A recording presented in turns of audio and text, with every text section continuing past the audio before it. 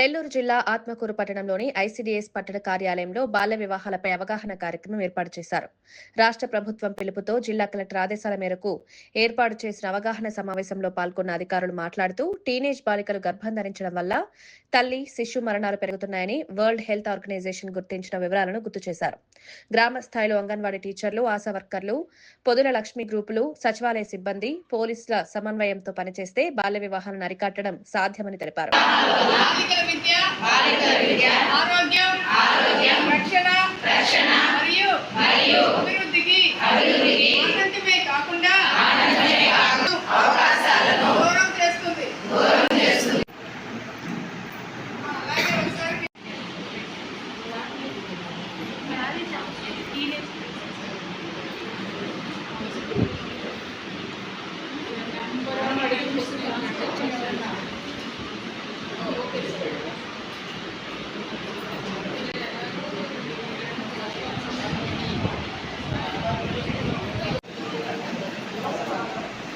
ఇది వెబ్సైట్ చేయడం కాదు, రెక్టిఫై చేసుకుంటారు.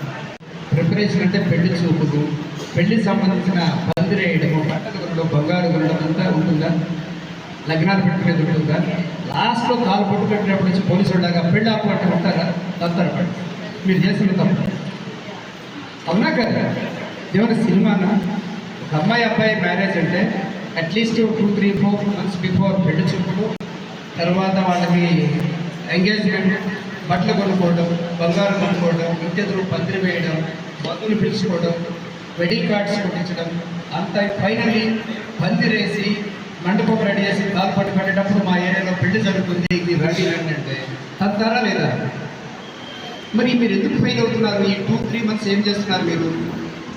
మీకుంటే 1000 houses పరిధిలో ఏ అమ్మాయి పెళ్లి చేసుకోబోతుంది, ఏ అమ్మాయికి ప్రెగ్నెన్సీ ఉంది, ఈఎంఐ లేచిపోయింది, ఈఎంఐ ఇలా ఉంది అలా ఉందని కనుక్కోకపోతే మా మహిళా పోలీసులు ఈ జిఎంఎస్కే మీరు ఎందుకు చెప్పండి?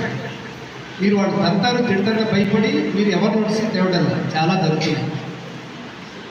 జరుగుతున్నాయి. నేను ఏమంటానంటే తప్పు అయిపోయింది. అట్లీస్ట్ ఇక్కడి నుంచి అయినా సరే ఈ ప్రిపరేషన్ టైంలో మీరు మా నోటీసులు తీసుకొస్తే, మేడం గారి నోటీసులు తీసుకొస్తే వాళ్ళకి మనం కౌన్సిలింగ్ ఇస్తాం. ఫ్రీ కౌన్సిలింగ్ ఇచ్చి బాబు దానికి 16 ఏళ్ళు ఉన్నాయి, వాడికి 25 ఏళ్ళు 30 ఏళ్ళు ఉన్నాయి, నాట్ మ్యాచింగ్. పెళ్ళై 10 ఏళ్ళు గడిచిన తర్వాత ఈ అమ్మాయి పిచ్చి వయసు వస్తుంది, వాడు వయసు అయిపోతుంది. సేమ్ టైం అన్వాంటెడ్ ప్రెగ్నెంట్ వస్తే ఇమీడియట్గా 3-4 months ప్రెగ్నెన్సీ వస్తే మీరే చెప్తున్నారు, మీ తెలుసు ఆ సిమ్టమ్స్ ఎలా ఉంటాయి, దాని క్యారింగ్ స్టేజ్ ఉంటుంది, ఇలాంటి బయలాజికల్ చేంజెస్ ఇబ్బంది పడుతుందని కౌన్సిలింగ్ ఎవడైనా పెట్టాడు. ఏమీ లేకుండా సినిమాలో లాగా లాస్ట్ అంటే పోలీసు లాగా అరెస్ట్ అంటే వాడేమంటాడు తంతాడు. మీరు అది మాత్రం దయచేసి చేయొద్దు. అది ఇండైరెక్ట్గా పొలిటికల్ ఇంబ్యాలెన్సింగ్ అవుతుంది, ప్రెస్ ఐటమ్ అవుతుంది, మా మీద ప్రెషర్ అవుతుంది. వీళ్ళు తప్పితే సెన్సిటివ్ అయితే ఏదో చేసుకుని చనిపోతుంది. మన వాళ్ళ అమ్మ అదే బెదిరించింది, పరుగు మందా చేస్తాను నా కూతురు పెళ్ళాపితే నేను చచ్చిపోతాను, పరుగు మందాగా బెదిరించింది. ఈ కేసు పొరపాటు చనిపోతే ఎవరి మీద కేసు పెట్టాలా? ఎండిన ఎంప్లాయీ వాటి గురించి తీసుకోవాల్సిన చర్యల గురించి డిస్కస్ చేయడం చాలా మంచి పరిణామం. అందరూ చెప్పారు, మీ అందరికీ కూడా తెలుసు, ఎవరి డ్యూటీని వాళ్ళు మనకి అనుకోని బాధ్యతగా పనిచేసినట్లయితే వాటిని మనం అరికట్టచ్చు. ఇప్పుడు ఒక ఆడియోగా నాకు 9 మండలాలు ఉన్నాయి, అలాగే ఒక తహసీల్దార్కి ఒక మండలం ఉంటుంది, ఒక బిఆర్ఓకి ఒక విలేజ్ ఉంటుంది, అలాగే ఒక అంగన్వాడీ, ఒక ఏఎన్ఎం, ఒక ఆశా వర్కర్కి. మీ పరిధిలో ఉన్న కుటుంబాలు, మీరు 18 బిలో ఉన్న అమ్మాయిలు మీ పరిధిలో ఎంతమంది ఉన్నారు, అలాగే అక్కడ ఏఎన్ఎంస్ కానీ ఆశా వర్కర్స్ కానీ వాళ్ళ హెల్త్ సిచ్యువేషన్స్ ఎలా ఉంది. సో ఇదంతా మీ దగ్గర డేటా ఉండాలి. సో ఏదైనా ఇష్యూస్ ఉన్నప్పుడు మీరు వెంటనే అప్రమత్తమై కన్సర్న్ డిపార్ట్మెంట్స్కి మీరు ఇన్ఫర్మేషన్ ఇవ్వాలి. ఇక్కడ పోలీస్, రెవెన్యూ, అలాగే మెప్మా, సిడిపిఓస్ వీళ్ళందరూ ఇన్వాల్వ్ అయ్యి ఉంటారు. ఇది కేవలం ఒకరికి సంబంధించిన విషయమే కాదు కాబట్టి కన్సర్న్ డిపార్ట్మెంట్స్తో కోఆర్డినేట్ చేసుకొని వీటికి సంబంధించినవి మనం అరికట్టాలి.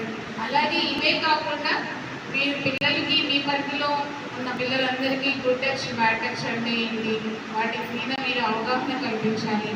తర్వాత పోక్సో యాక్ట్ గురించి కూడా మీ పరిధిలో ఉన్న ఫ్యామిలీస్ మెంబర్స్ అందరికీ ఒక మీటింగ్ కండక్ట్ చేసి ఆ విలేజ్ విఆర్ఓ, ఆ విలేజ్ పంచాయతీ సెక్రటరీ, అలాగే మీరు మహిళా పోలీసులు, మీ హైయర్ అఫీషియల్స్ని పిలిచి మీ పరిధిలో ఉన్న కుటుంబాలన్నిటికీ ఇలాంటి యాక్ట్స్ గురించి వీటన్నిటి గురించి మీరు అవేర్నెస్ ఇవ్వాలని నేను కోరుకుంటున్నాను.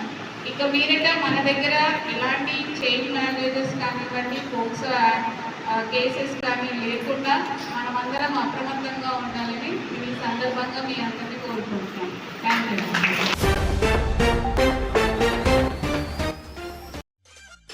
మేము చేసే వీడియోస్ మీకు నచ్చినట్లయితే లైక్ చేయండి. అలాగే మరిన్ని ఇంట్రెస్టింగ్ అప్డేట్స్ కోసం మా ఎస్టీవీ తెలుగు ఛానల్ ని సబ్స్క్రైబ్ చేసుకోండి.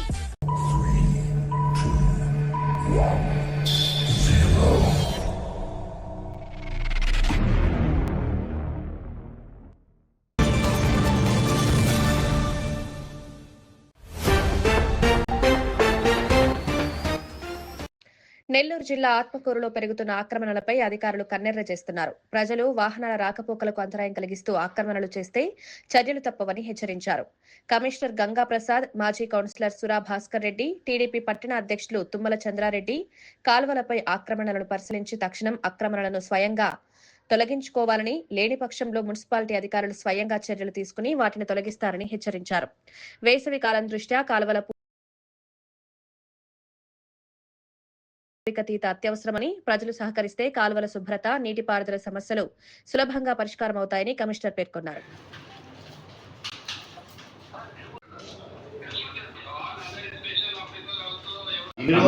ఇన్ని రోజులు గవర్నమెంట్ స్థలం ఎంజాయ్ చేసినాం. మున్సిపాలిటీ వాళ్ళకైనా డబ్బులు కట్టినారా? మీరేమన్నా దేనికి కట్టున్నారు? Encroachment margin fee road margin కడుతున్నారు. Trade licence కట్టింటారు.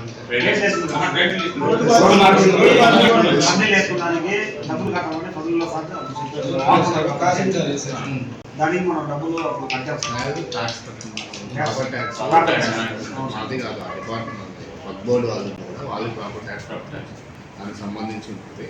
సో ఇప్పుడు ఆల్రెడీ గవర్నమెంట్ స్థలమే కదా, కాలువ తర్వాత ఉన్నది గవర్నమెంట్ స్థలమే, కాలువ ఉన్నది కూడా గవర్నమెంట్ స్థలమే. మనం ఇన్ని రోజులు మనం ఎంజాయ్ చేసినాం ఫ్రీగా. ఇప్పుడు తినడానికి ప్రాబ్లం అంటే రీసిల్టింగ్ కూడా చేసుకోవాలిగా. ఎండాకాలం కదా, లాస్ట్ ఇయర్ తీయలేదు సిల్ట్, ఆ కాలువలు రెండు తీయలేదు, లాస్ట్ అంతకుముందు ఇయర్ తీసుకున్నారు. సో సిల్ట్ తీసుకోవడానికి ప్రాబ్లం అనేది నాకు కావాలి కదా. నేను మన సొంత స్థలము, మన ప్రైవేట్ స్థలము, పబ్లిక్ అడగట్లేదు కదా. నేను మీ స్థలంలో ఉన్న షాప్స్ ఏవి నేను ఏమని చెప్పట్లేదు, మీ షాప్స్ నేను టచ్ చేయట్లేదు కదా. నేను అడుగుతున్నది ఏంది, ముందున్న నా కాలంకు ముందున్నవి తీయమని చెప్తున్నాను. ఇప్పుడు ప్రాబ్లం ఏంటి?